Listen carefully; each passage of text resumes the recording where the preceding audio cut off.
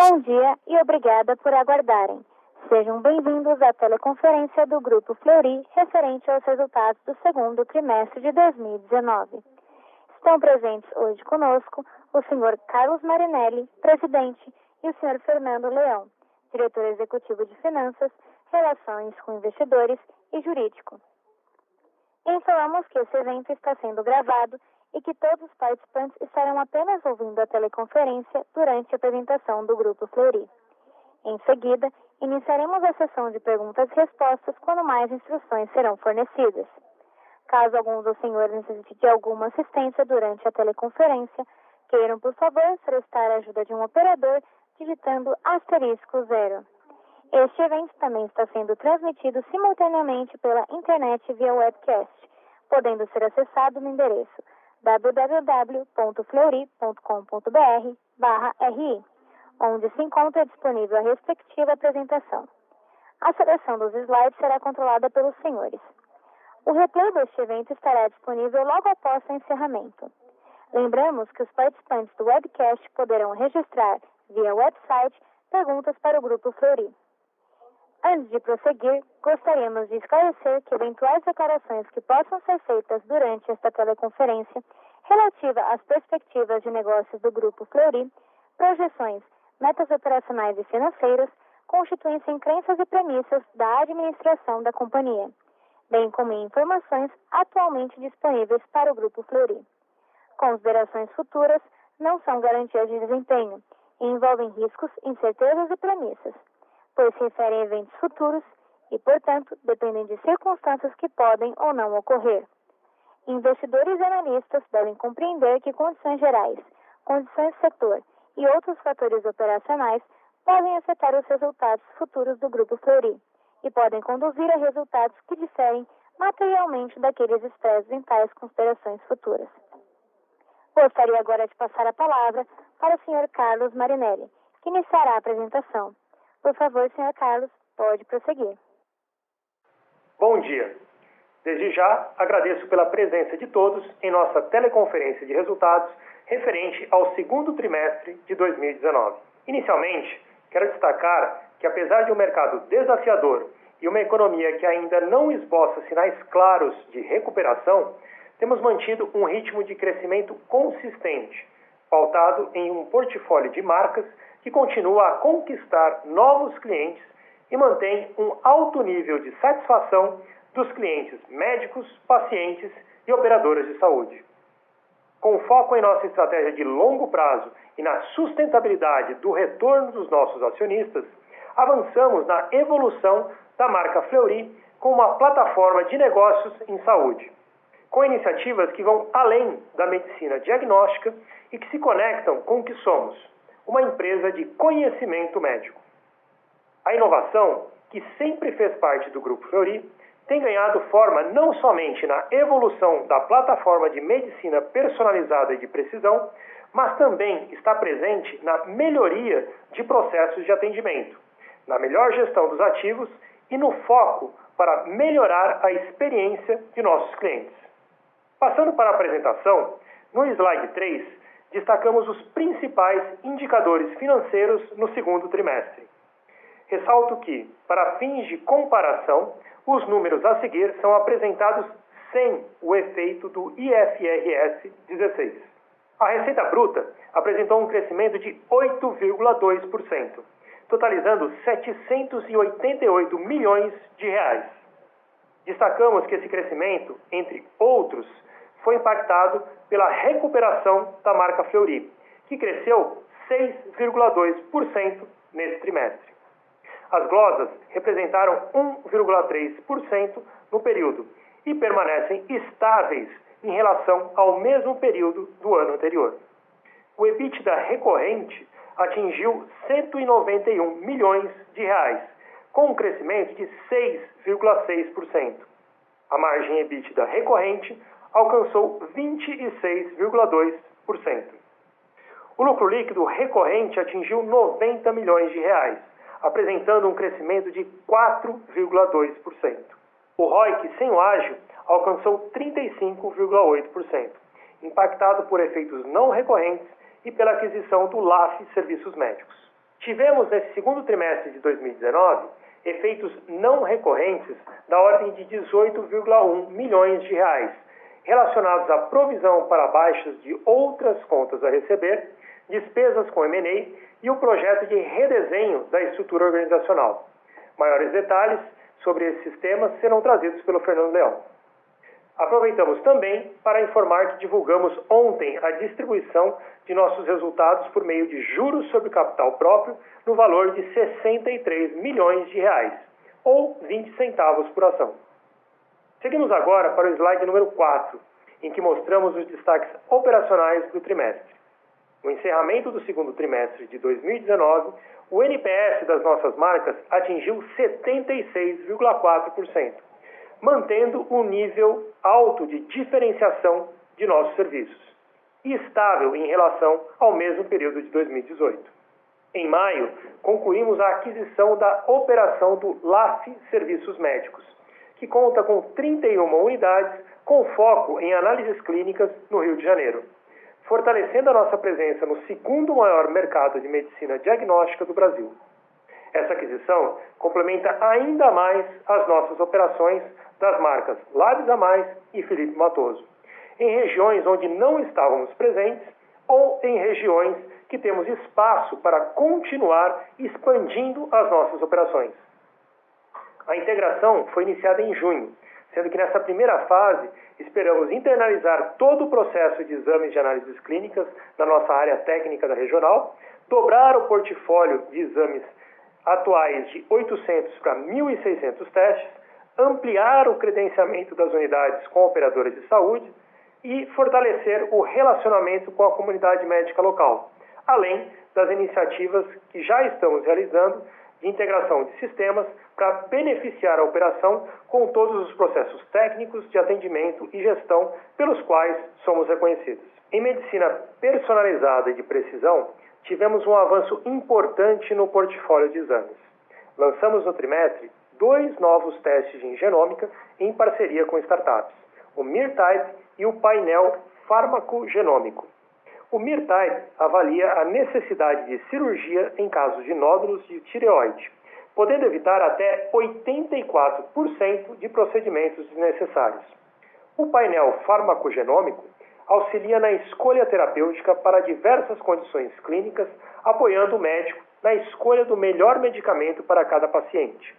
Estamos na vanguarda da medicina personalizada e de precisão, desenvolvendo continuamente o nosso portfólio de produtos e com um crescimento expressivo dos nossos volumes, em total sintonia com a busca de sustentabilidade do setor, atuando de maneira efetiva para a melhor utilização de recursos e maior resolubilidade terapêutica para as condições clínicas dos pacientes que nos procuram.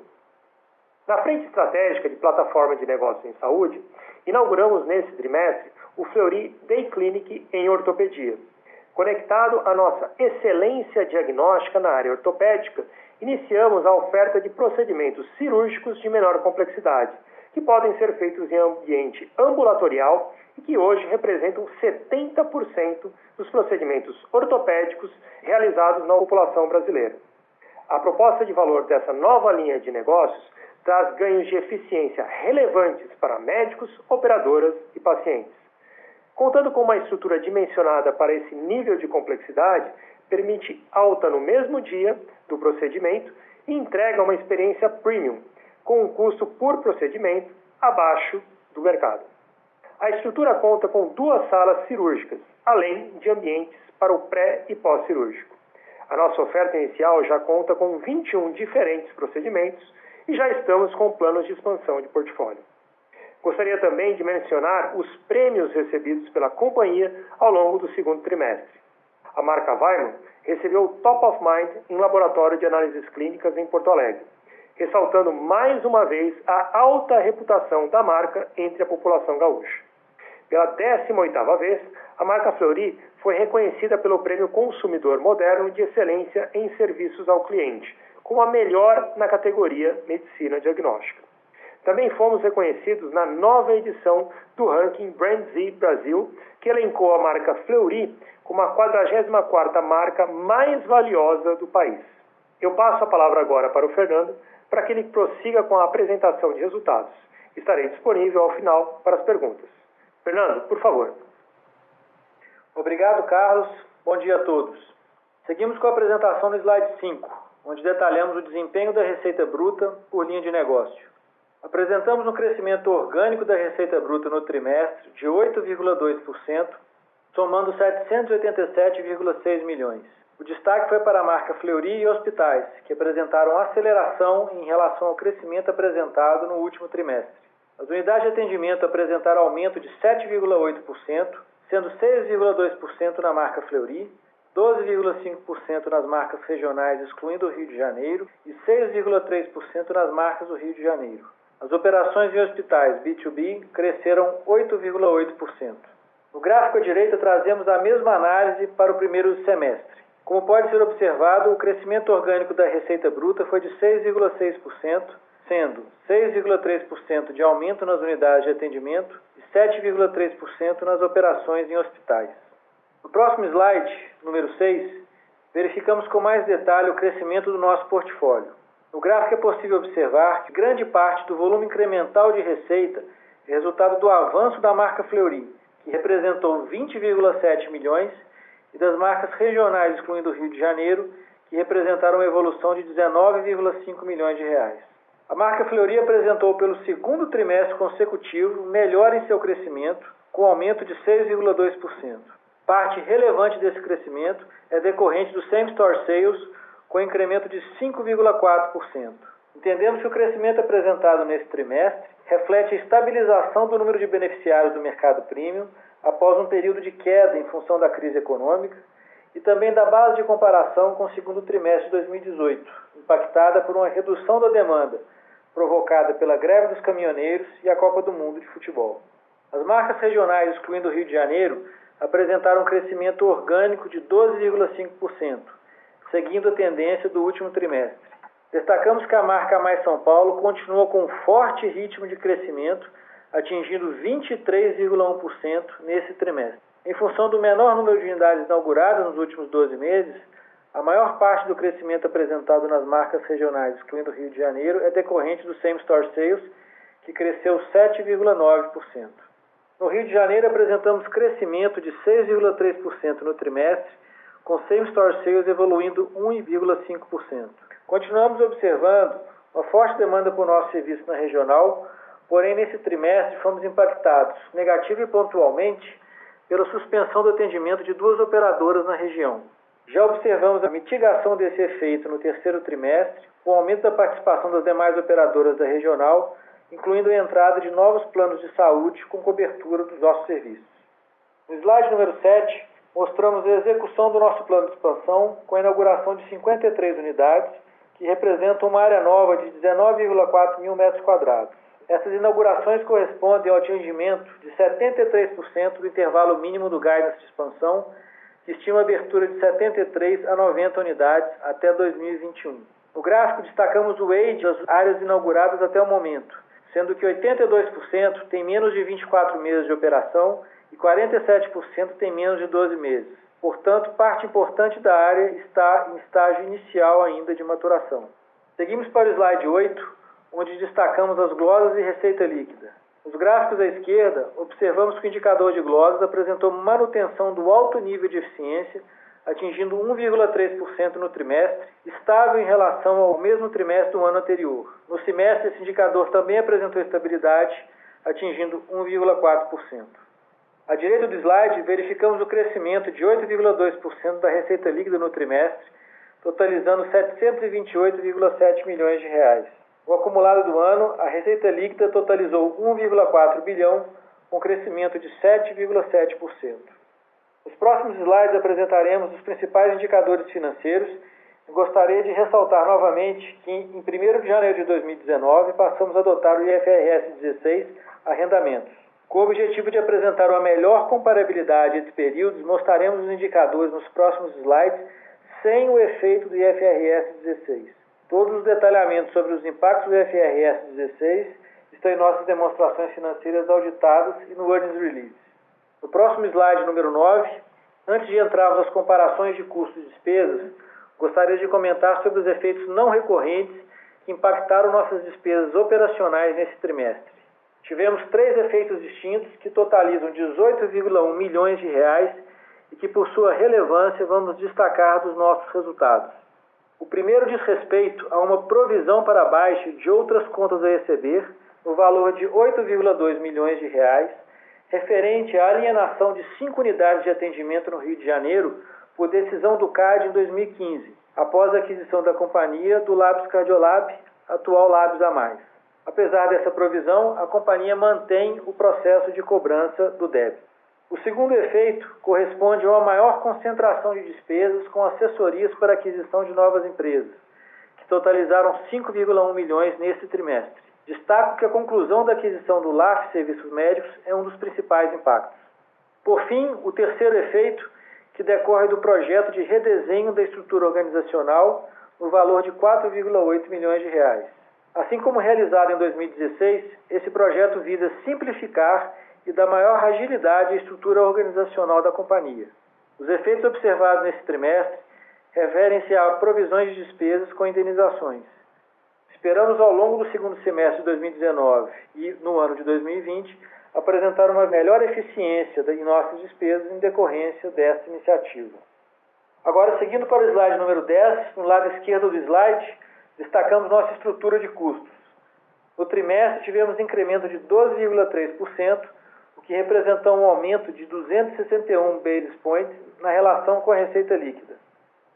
No semestre, tivemos um aumento de 11,2%, com crescimento de 221 basis points na relação com a receita líquida também.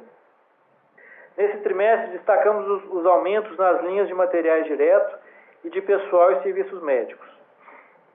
Na parte de pessoal, tivemos um aumento de 10,5%, impactado pelo aumento do quadro de colaboradores, com a expansão das nossas operações, assim como a provisão para o dissídio anual de salários que teve início em maio. Em materiais diretos, o crescimento foi de 20,9%, com destaque para o aumento de volume de exames especializados, assim como exames de genômica. Esse efeito do mix de exames, combinado ao efeito do mix de marcas na receita, provocou o aumento da participação em relação à receita líquida. No lado direito do slide, apresentamos as despesas operacionais recorrentes. Neste trimestre, obtivemos uma redução de 7,1%, com destaque para a linha de despesas gerais e administrativas, onde tivemos ganhos de eficiência importante em assistência médica de colaboradores e serviços técnicos. A evolução das despesas operacionais recorrentes no semestre também mostrou redução, nesse caso, de 3,1%. Indo para o slide 11, no gráfico à esquerda, observamos que o EBITDA recorrente atingiu 190,6 milhões no trimestre, um crescimento de 6,6%.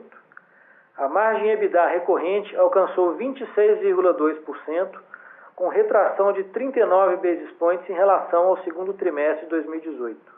Lembramos ainda que apresentamos os impactos que geram pressão nas margens, principalmente os relacionados com a maturação das novas unidades e mudança no mix de marcas neste resultado. No gráfico à direita, demonstramos o EBITDA semestral, que alcançou o resultado recorrente de 387,3 milhões de reais, com margem de 27,1%. No slide 12, mostramos no gráfico à esquerda o lucro líquido recorrente no período, que alcançou 90,3 milhões, com crescimento de 4,2% em relação ao mesmo período de 2018. A margem líquida foi de 12,4%, em comparação a 12,9% no segundo trimestre de 2018. No gráfico à direita, temos o lucro líquido recorrente do semestre, que foi de 187,2 milhões de reais, com margem líquida de 13,1%. No próximo slide, número 13, do lado esquerdo, apresentamos o fluxo de caixa operacional, que registrou 127,1 milhões no trimestre, redução de 40%. A conversão de caixa operacional em EBITDA atingiu 73,6%, versus 118,5% no segundo trimestre de 2018. Já no semestre, o fluxo de caixa operacional totalizou 196,9 milhões, com conversão de caixa operacional em EBITDA de 53,3%. Neste trimestre, apresentamos uma maior absorção de caixa no contas a receber, reflexo do alongamento do prazo médio de recebimento, que atingiu 70 dias em comparação a 67 dias em 2018. Esse alongamento do prazo é pontual e está relacionado a um efeito adverso com a alteração do processo de faturamento de uma das nossas principais fontes pagadoras. Não esperamos tal impacto no prazo médio de recebimento para o terceiro trimestre de 2019. Também destacamos o aumento do efeito caixa do imposto de renda, que é explicado pela base de comparação do ano anterior, onde tínhamos uma maior utilização de ágio gerado por aquisições anteriores, que reduz o efeito caixa do imposto. À direita desse slide, apresentamos o CAPEX do trimestre, que totalizou 41,7 milhões, redução de 21,3% diante do segundo trimestre de 2018. Em expansão e melhoria de unidades e áreas técnicas, os investimentos totalizaram 9,6 milhões e foram principalmente direcionados à implementação do Fleury Day Clinic e à ampliação do serviço de ressonância magnética em 2 unidades da marca Mais São Paulo. Na linha de outros, os investimentos totalizaram 32,1 milhões e o foco foi em projetos de tecnologia e digital. No semestre, o CAPEX totalizou 89,7 milhões, aumento de 4,9% em comparação com o mesmo período do ano anterior. No slide 14, no gráfico à esquerda, o ROIC sem ágio atingiu 35,8%. Ajustado para os efeitos não recorrentes e para o desembolso de capital com a aquisição da marca LAF, que só será consolidada em nosso resultado a partir do próximo trimestre, apresentaríamos um ROIC sem ágio de cerca de 41%. No gráfico à direita, mostramos a evolução do NPS, que manteve seu alto patamar, atingindo 76,4% no período. No próximo slide, número 15, ressaltamos o gráfico volume médio diário de negociação de nossas ações da B3, que atingiu 43,1 milhões no trimestre. No slide 16, destacamos que o Conselho de Administração aprovou no último dia 25 a distribuição de juros sobre capital próprio no montante de 63,3 milhões de reais, correspondente a 20 centavos por ação. A remuneração será paga com base na composição acionária de 30 de julho e o pagamento aos acionistas ocorrerá no dia 4 de outubro. Por fim, no slide 17, incluímos os eventos já confirmados com o mercado nos próximos meses. Abriremos agora a sessão de perguntas e respostas. Muito obrigado a todos. Obrigada. Iniciaremos agora a sessão de perguntas e respostas. Caso haja alguma pergunta, queiram, por favor, digitar *1. A senhora Olivia Petrolino, do Banco JP Morgan, gostaria de fazer uma pergunta. Oi, pessoal, bom dia a todos. Obrigada por pegar minha pergunta. Eu tenho 2 perguntas, na verdade. A primeira, acho que a gente viu uma mudança de tendência aí, né, do ponto de vista de crescimento, principalmente para a marca Fleury. Queria entender o que vocês estão vendo em julho, tanto para a marca Fleury quanto para as marcas regionais, né, como é que está vindo essa tendência, né, se a gente continua vendo uma melhora. E minha segunda pergunta é quanto à questão de credenciamento de unidades novas, se vocês pudessem passar um update para a gente das unidades abertas, não sei quantas delas já estão credenciadas em todas as operadoras, o que vocês acham que falta aqui nesse processo. Obrigada. Oi, Olivia, o Carlos Marinelli, obrigado pela sua pergunta. Vamos lá, crescimento de Fleury, né, como a gente colocou aí, foi um crescimento importante nesse segundo trimestre. Isso não apaga o crescimento das marcas regionais, a gente continua ainda com um crescimento importante nas marcas regionais. São Paulo, especificamente com a Mais, a gente continua muito confiante no desempenho dela, dado que a gente tem um crescimento importante de mais de 20%, tanto no trimestre quanto no primeiro semestre de 2019. Com relação ao que você perguntou aí de julho, a gente continua aí vendo um número bastante interessante de crescimento agora em julho, conversando inclusive com algumas fontes aí de mercado, né, do lado aí de operadoras. Eles têm falado que realmente o primeiro trimestre esse ano eles viram um arrefecimento, mas que parece que isso se deslocou aí para esse segundo tri e continua acontecendo agora nesse momento, mas sempre com um equilíbrio muito grande, dado que todas as negociações miram aí a sustentabilidade do setor, seja para frequência, seja para preço e qualquer outro elemento. Então, a gente entrou nesse segundo semestre de 2019, e a julgar por julho aí, com uma perspectiva bastante boa. Acho que, do ponto de vista macroeconômico, ainda tem muita coisa a melhorar.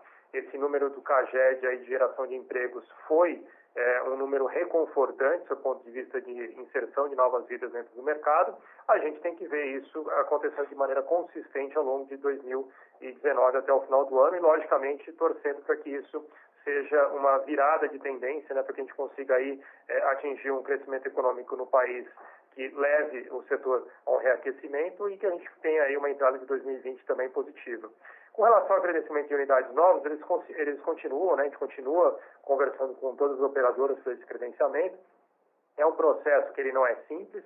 Ele, além de não ser simples do ponto de vista negocial, ele também é burocrático muitas vezes, então ele toma um tempo, mas a gente continua trabalhando fortemente aí para buscar o 100%, vamos dizer assim, de credenciamento. O importante é que esse credenciamento ele vem aumentando conforme a gente está passando o tempo. E a gente vê esse percentual de credenciamento flutuando aí nessa base de 60% a 70% na média para as unidades novas. Né? E Fleury, especificamente, 100% tudo já credenciado. Então, a gente está bastante otimista com relação a esse tema aí, resolvendo. E também, se eu puder destacar aqui, quando a gente fala de Fleury, tem a questão da plataforma Fleury, né? Todos esses serviços novos que a gente vem trabalhando, a questão do Day Clinic, a questão das unidades de infusão e outros serviços que a gente tem programados aí, que também já estão fortemente comercialmente no mercado, e isso tem ajudado aí também a gente a fortalecer essa nossa base e nossa presença nesse segmento premium. Fechado. Obrigada, Carlos. O senhor Marco Calvi, do Itaú BBA, gostaria de fazer uma pergunta. Oi pessoal, bom dia. Duas perguntas aqui do nosso lado. A primeira, se a gente puder entender melhor a questão da evolução da margem bruta, né? Quando a gente exclui as linhas não caixa, né? A gente viu aí uma pressãozinha de margem bruta ano contra ano, né? Que ela veio das três principais linhas ali de custo, né? Então, Carlos, se você puder falar um pouquinho sobre isso, mesmo num trio onde a marca Fleury ela cresceu num patamar bem similar às outras marcas e os outros negócios da companhia, aonde que a gente está vendo essa pressão e se essa pressão deve continuar, sobretudo na linha de materiais, tá? Essa é a primeira pergunta. E a segunda, se você puder explorar um pouquinho melhor a questão do projeto de redesenho da estrutura organizacional, né? Que tipo de benefício a gente deve ver ao longo dos próximos trimestres em de repente, queda de despesa, queda de G&A? Essas são minhas duas perguntas. Obrigado, pessoal. Marco, o Carlos Marinelli, obrigado pela sua pergunta. Vamos lá. Com relação à margem bruta, a gente tem aí, como você disse, né, uma evolução nesses custos, principalmente na linha de pessoal e serviços médicos, né? Tem aí também material direto, tá relativamente espalhado aí essas pressões aí de crescimento. Agora, o que a gente tem que entender dessa linha e que deixa a gente aqui dentro do management confortável com essas variações é porque a gente fatia isso muito bem, entende o que está acontecendo muito bem e entende que isso é um efeito que ele é momentâneo. E por que eu falo disso? Porque a gente tem uma pressão aí, principalmente com relação à inovação. Então, se você pegar exames que a gente faz envio para o exterior, a parte de genômica e a parte de genética, você explica uma boa parte dessa evolução de custo dos nossos exames. E por que a gente tem uma evolução de custo concentrada nesses três? Porque a gente aumenta consideravelmente o volume desses três, em comparação com os exames automatizados e outros que a gente tem aqui.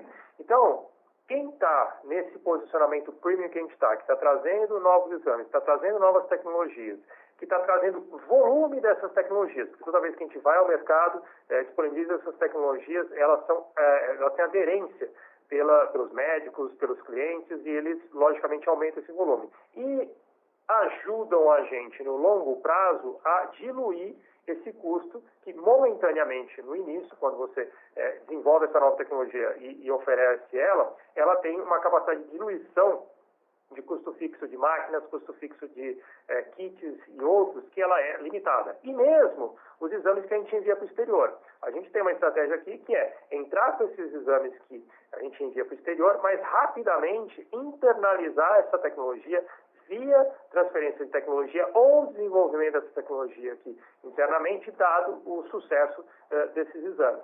Então, por exemplo, na parte de custo unitário de exames, 35% dessa variação de custo unitário de exames está somente nessas três linhas, de genética, genômica e exames enviados ao exterior. Então, embora ela fique lá com essa questão de materiais, a gente tem que fazer, fatiar isso daí e identificar muito bem onde estão essas grandes variações. Uma outra coisa é que a gente tem nos exames, linhas automatizadas também, a gente tem a gente organiza esses exames automatizados de uma maneira que, em determinado momento, alguns clientes, principalmente hospitalares, a gente começa a fazer isso dentro dos próprios hospitais. Então, a gente tem uma diminuição dos exames automatizados aqui no Jabaquara, mas esses mesmos exames eles conseguem ser feitos dentro dos hospitais com um nível maior de resolvibilidade, com um nível maior com uma organização de custos melhor e acaba criando esse efeito aí quando a gente vai abrindo e organizando esses custos. Então, o que eu estou querendo dizer aqui na questão de margem bruta é que isso faz parte da nossa estratégia. Em determinado momento, você tem um hit dessa margem bruta, porque você está incorporando novas tecnologias, é o nosso posicionamento estratégico. No longo prazo, isso é positivo sob o ponto de vista de margem bruta, porque conforme você traz volume, você vai diluindo esses custos, e isso garante a execução do nosso posicionamento estratégico de diferenciação, seja na marca Fleury, seja na marca Mais, porque, naturalmente, isso começa pela marca Fleury, mas conforme esses volumes vão aumentando, a gente traz esses exames para a marca Mais com uma expectativa de maiores volumes e acessibilidade dos pacientes em alto volume. Com relação ao redesenho organizacional, a gente colocou aí, a gente já tem aí um efeito, né, que foi definido como não recorrente, é um efeito importante e, na prática, né, a gente tem feito esses redesenhos porque é uma iniciativa que a gente tem que fazer o tempo todo. A gente fez esse processo há 3 anos atrás, maturamos, reorganizamos a organização e estava no momento da gente refazer o nosso desenho organizacional exatamente para os desafios do futuro. Contínuo crescimento, ganho de novas expertises, a construção dessa questão da plataforma Fleury e só para dar um efeito prático, a gente já tem aí uma redução até no nível de diretor executivo de 2 diretoras executivas que não existem mais dentro do nosso grupo. Então, 2 posições da diretoria executiva que não existem mais dentro do nosso grupo. Então, é um exercício contínuo para a gente ter um desenho organizacional que responda às necessidades do mercado, ajude a organização a alavancar a inovação, a alavancar crescimento e esteja preparado para um desenho futuro de alta competitividade. Então, eu espero ter respondido as 2 questões. Se tiver algum ponto que não esteja respondido, por favor, estou à disposição. Respondeu sim, Carlos. Muito obrigado. Super claro. O senhor Fred Mendes, do Bradesco, gostaria de fazer uma pergunta. Bom dia a todos, obrigado pelo call. Tem 2 perguntas aqui também. A primeira, só entender um pouquinho melhor essa parte teve um crescimento expressivo da marca Fleury, mas quando a gente olha ali a receita por exame, teve uma queda, né? Claro que tem vários fatores aí que impactam isso, mas você podia falar um pouco mais dessa dinâmica que a gente esperava, dada essa evolução da marca Fleury, um aumento nessa linha e também como é que os exames mais complexos, imagino que tem um ticket maior, impacto nessa linha, né? Essa seria a primeira pergunta. E a segunda, se você pudesse falar um pouquinho também mais da Praça do Rio de Janeiro, né? Parece que é ali onde tem os desafios, mais desafios, obviamente a situação macro impacta muito lá, mas também e as iniciativas que vocês estão fazendo para suprir a saída dessas 2 operadoras, seria ótimo. Obrigado.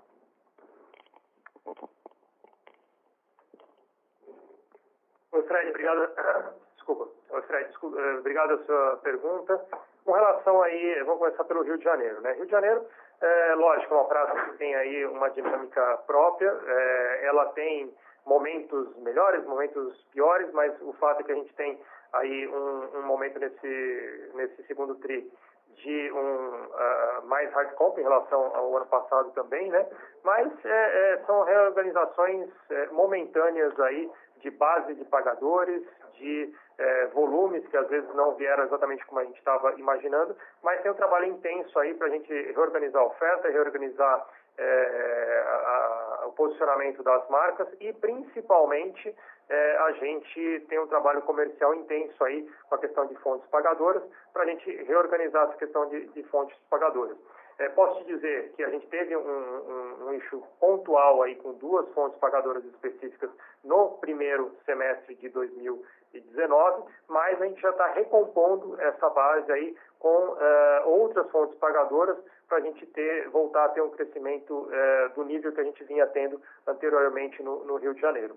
Com relação à Fleury, essa é uma flutuação normal que a gente vê aí com relação à Fleury. A gente tem esse crescimento de receita, ele está compondo também essa questão do que a gente chama da plataforma Fleury, de outros serviços além da medicina diagnóstica, e para a gente é uma questão de flutuação momentânea, que inclusive a gente tem que reconsiderar quando a gente olha essa questão da receita por exame, porque isso tem impacto de mix, tem impacto de uma série de outros fatores, e principalmente até negociações pontuais comerciais que fazem esse efeito. O importante é que a gente continua com mudou de trajetória de crescimento na marca Fleury e que a gente tem um portfólio que ele vai disputar aí um crescimento qualificado na marca Fleury. Não é um portfólio para a gente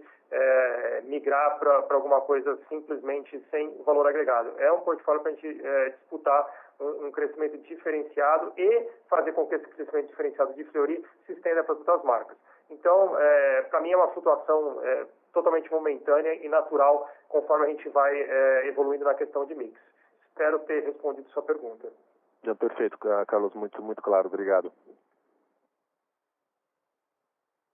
Lembrando que para fazer perguntas, basta digitar *1. Senhor Samuel Alves, do Banco BTG Pactual, gostaria de fazer uma pergunta.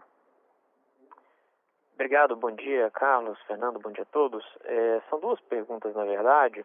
A primeira delas é com relação ao plano de expansão, né? A gente notou aí que vocês tiraram um pouco o pé do acelerador nesses últimos trimestres, né? Em relação à abertura de novas unidades. Ainda mais para entender, enfim, como é que vocês estão vendo o plano de expansão, a estratégia, enfim, se essa abertura de novas unidades deve ficar um pouco mais concentrada para daqui a um ano, talvez mais para final do ano que vem, em 2021. Essa é a primeira pergunta. E um segundo ponto, eu entendo que talvez seja um pouco estratégico, mas vocês pudessem, dentro do que vocês puderem falar, se vocês puderem falar um pouquinho sobre representatividade de receita, economics, estratégia de rollout, tanto de infusão de medicamentos ali dentro de Fleury e a mais, e Day Clinic e Santa Corp. Tá, obrigado. Samuel, obrigado pela sua pergunta. Vamos começar aí pela questão da plataforma Fleury, como você colocou aí, né? O economics desse segmento, logicamente, a gente tem um plano ambicioso para isso. Ele é um plano que ele não fica restrito a iniciativas piloto, ele é um plano para crescer, mas principalmente ele é um plano de, como o próprio nome diz, construir uma plataforma de serviços. A gente tem um mercado que ele, a questão do crescimento dele, de beneficiários, usuários, a longevidade, todas as alavancas que a gente tem para esse mercado, ele demanda pessoas cada vez mais saudáveis. E pessoas cada vez mais saudáveis, elas cuidam mais, elas fazem mais promoção de saúde e elas permanecem mais, por exemplo, longe de hospitais. Elas vão para hospitais quando elas precisam e quando elas têm um caso agudo, uma necessidade pontual. Então, essa plataforma toda que a gente está construindo em Fleury é uma plataforma para acolher esses clientes, para manter eles cada vez mais saudáveis diante das suas necessidades e que a gente consiga ter um contínuo de cuidado que ele não fique restrito somente à questão do diagnóstico, mas ele se conecte com outras necessidades que a gente vê que o paciente tem que ele não tem necessariamente um local preferido e que ele consiga ter isso com alta resolubilidade e alta diferenciação. Com relação à questão dessa questão do Day Clinic, por exemplo, a gente não quer ser um hospital geral, a gente quer endereçar uma necessidade específica e, inclusive, melhorar a ocupação, né, de hospitais gerais com as cirurgias mais complexas que muitas vezes é o que eles estão fortemente preparados e estão orientados para. Com relação à parte do Economics disso, como eu disse, a gente tem um plano ambicioso, ele se conecta com a medicina diagnóstica, ele é um plano que por exemplo, ele traz uma capacidade de fechar um modelo de prestação de vários serviços necessários pelas operadoras, sem necessariamente investir em ativos.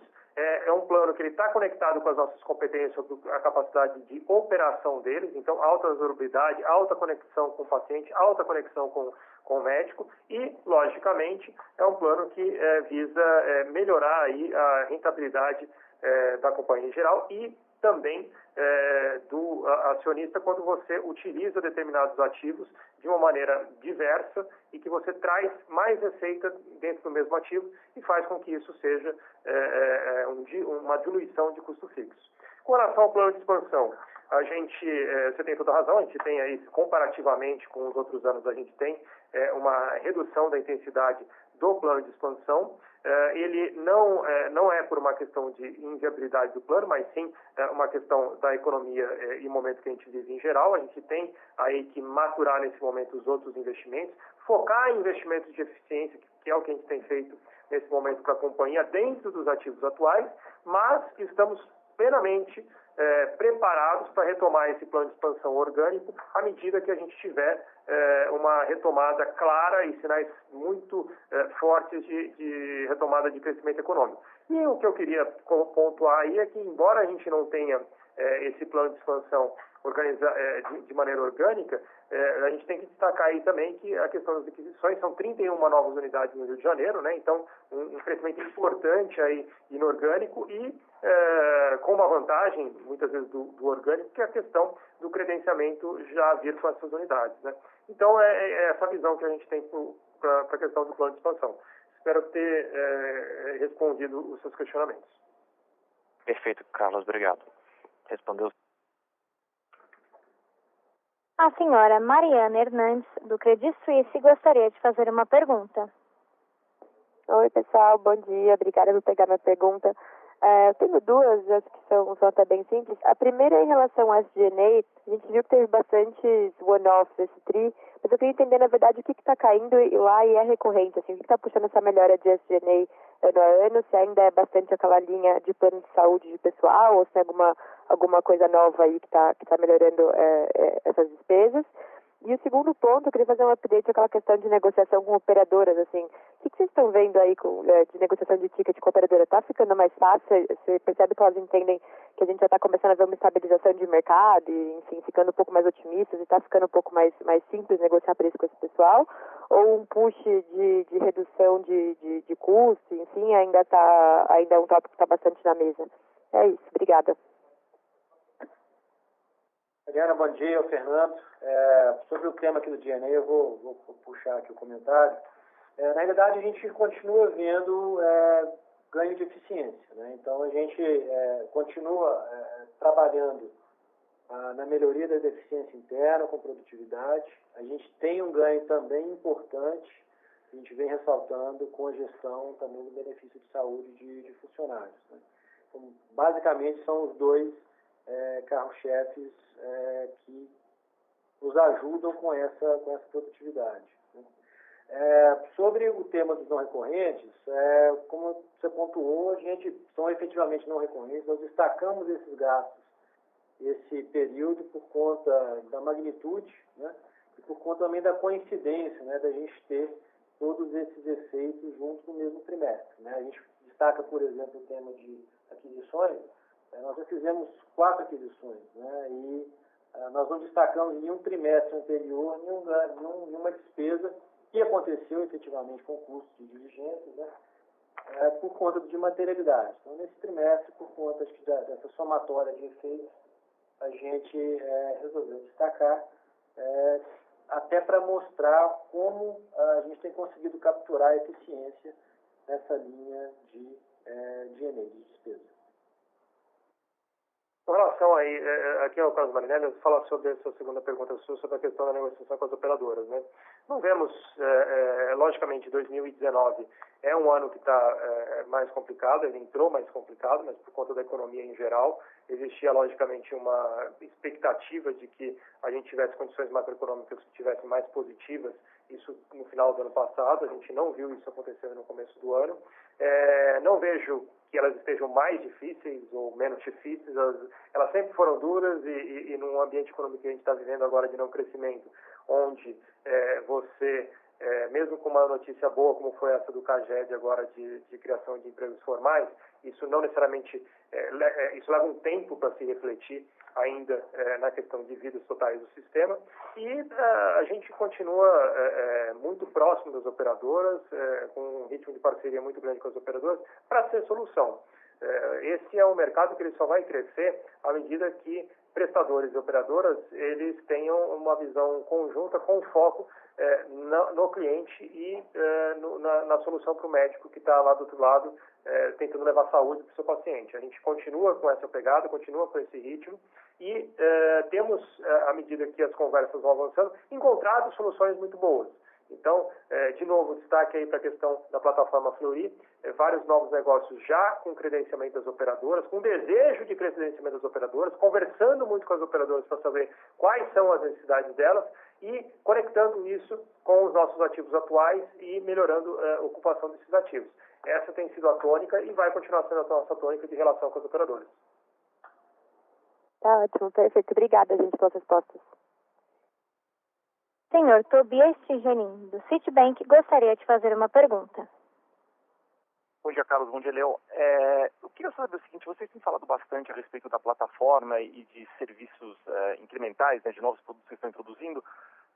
Não sei até que ponto a Santecorp ela já trouxe algo um pouco mais tangível, quer dizer, algo que possa crescer. É até interessante porque vocês têm tido ganhos, por exemplo, na parte de G&A, principalmente na parte de plano de saúde especificamente, né? Então, não sei em que sentido, quer dizer, tecnologia, o que você já tem aprendido, o que você tem estudado lá, você pode levar, pode replicar, pode vender, não sei, talvez seja pequeno ainda, mas já que vocês estão falando de um portfólio de produtos, queria entender um pouco como se encaixa, como está evoluindo. Obrigado. Bom dia, Tobias. O Carlos Marinelli, obrigado pela sua pergunta. Super relevante aí esse tema de Santecorp dentro da questão de plataforma Fleury, porque a gente tem aí já um número de vidas dentro de Santecorp, né, com vários serviços que a Santecorp oferece, né, como questão de segunda opinião, questão de acompanhamento, questão de gestão de custos médicos dentro das empresas, um volume importante. Já são aí, dentro desses vários tipos de serviços, quando você soma 400 mil vidas que a gente tem sob gestão de Santecorp. A gente tem trabalhado Santecorp de uma maneira independente de Fleury, do seu ponto de vista de que é uma empresa ainda com um perfil, vamos dizer assim, de uma startup que está desenvolvendo competências, que está amadurecendo produtos, que está desenvolvendo novas capacidades, e o Fleury, que tem a infraestrutura, que tem os ativos, que tem a conexão com o cliente, que tem a reputação e uma série de outros elementos. O que a gente tem trabalhado muito é conectar esses dois mundos para que eles juntos possam ser uma resposta efetiva para operadoras e para pagadores, mas aí a empresa mesmo que contrata o serviço. Hoje, isso ainda é muito marginal na nossa conta, no resultado de Fleury, por exemplo, mas nós temos uma clareza muito grande, sob o ponto de vista de estratégia que nós escolhemos, que isso é uma alavanca para o futuro, sob o ponto de vista de criar essa plataforma de serviços onde você pluga diversas soluções e consegue, com isso, alavancar todos os serviços que a gente tem dentro do que é o DNA da empresa, que é a diferenciação e o cuidado próximo do paciente, do cliente e a conexão próxima também do médico. Ou seja, criar esse ambiente de alta eficiência, de alta resolubilidade, de alta resposta para o paciente, enxergando que a jornada dele de uso do serviço de saúde, ele não é algo que termina quando ele vem e faz um exame conosco. Sim, ele é o início de tudo, é o diagnóstico de tudo, ele aparece de diversas outras maneiras dentro da utilização do Serviço Total de Saúde, e o diagnóstico é um elemento crítico dentro dessa utilização de serviços. Por exemplo, se fala muito hoje de questão de modelos preditivos, de você atuar naquele paciente, naquele caso em que você tem um custo maior ou que você tem uma probabilidade de ganho maior, uma vez que você tenha a correta gestão dele. É importante destacar que em qualquer modelo preditivo de saúde como esse, como você pegando utilização, você pegando histórico do paciente, você pegando as informações de consultas dele, se você adiciona o elemento do resultado diagnóstico do exame, você melhora expressivamente, exponencialmente a capacidade de predizer o encaminhamento desse cliente. Ou seja, capturar as condições do paciente de maneira muito precoce e atuar diretamente nas condições desse paciente para que ele tenha um custo total de saúde inferior ao que ele teria se essa informação não está capturada. Então, abraçar o paciente, ter uma solução para a operadora, do seu ponto de vista de gestão de seus custos, e ter uma solução para o empregador com a relação aos recursos que ele emprega na utilização do recurso de saúde, que hoje já há muito tempo, né, o segundo maior custo das empresas. Perfeito, obrigado pela explicação. Deixa eu aproveitar. Assim, no planejamento de longo prazo de vocês acham que esses produtos, que hoje em dia são produtos novos, que estão introduzindo, eles somados, quer dizer, esses produtos parte dessa plataforma, eles deveriam ser quão relevantes daqui a 5 anos, daqui a 10 anos do negócio? Eu não sei se fizeram o planejamento de longo prazo, já levando em consideração, já pensando dessa maneira, se tem algum número que você possa dividir para a gente, mas só para a gente entender um pouco assim, quanto vocês estão enxergando esses business como relevantes? Olha, Tobias, a gente enxerga como relevantes, sim. Só que a gente tem que também considerar, né, que a gente parte de uma base de medicina diagnóstica que ela é muito grande. A gente está falando de uma empresa que fatura aí já anualizado perto de 3 bilhões só em medicina diagnóstica. Então, qualquer coisa que você coloca conectado a isso tem um longo caminho a percorrer. Porém, a gente está escolhendo muito bem quais são os serviços que a gente coloca nessas plataformas para ser não só um desejo nosso, mas uma resposta ao que o mercado demanda. Com infusão foi isso, Day Clinic está sendo isso, e a gente tem sendo muito bem recebido. O que eu posso te dizer também é que é o seguinte: a gente não olha que o futuro vai ser igual ao que a gente tem do passado, com essa, digamos assim, desconexão dos vários serviços. A gente entende que cada vez mais os serviços vão estar conectados, cada vez mais você vai ter um contínuo de cuidado do cliente, e que o cliente ele vai preferir escolher um prestador único de serviços que tenha essa conexão possível e que ele confia e que tenha uma alta reputação, que o médico dele confia e que ele possa estar aderente a essa plataforma, a esse sistema, e possa consumir o que ele precisa de saúde dentro dessa plataforma de uma maneira muito eficaz, muito mais economicamente viável do que acontece hoje, onde é totalmente fragmentado e desconectado, e que isso permita a gente gerar essa eficiência, melhorar a utilização dos nossos ativos e ser a resposta para a necessidade de mercado. Perfeito, ótimo. Obrigado, João, pelo detalhe da explicação. Encerramos nesse momento a sessão de perguntas e respostas. Gostaria de retornar a palavra ao Sr. Carlos Marinelli, que fará suas considerações finais.